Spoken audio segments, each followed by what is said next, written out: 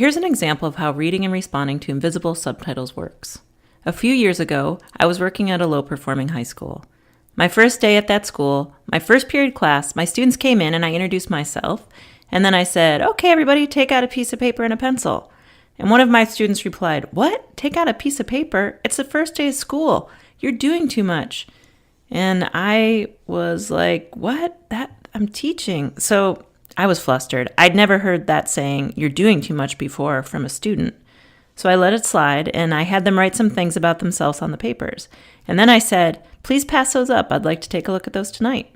And a different student said, "Are you grading those? Ugh, you're doing too much." And again, I was like, okay, whatever. So I just let it go by. And at the end of the period, I said to the class, "Listen, all I need you to bring in for me tomorrow is..."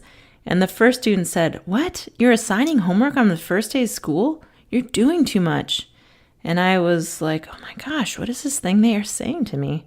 So second period, I recovered myself a little bit because I knew it was coming.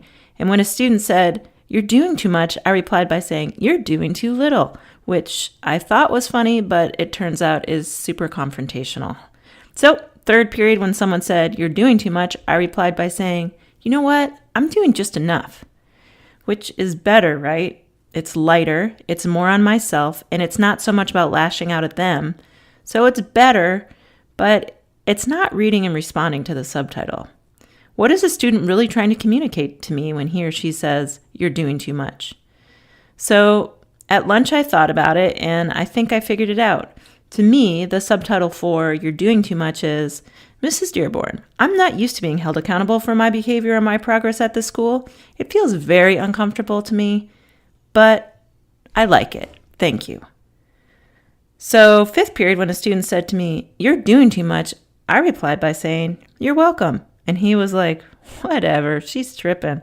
Right? Because there's no comeback if you're speaking to the heart of the issue instead of to the noise that kids throw over the heart of the issue.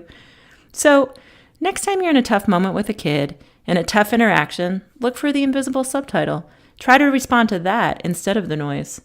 If you don't know what the subtitle is and you don't have time to think about it, just have a default you can throw in there like, "Help me, but let me save face while you're doing it."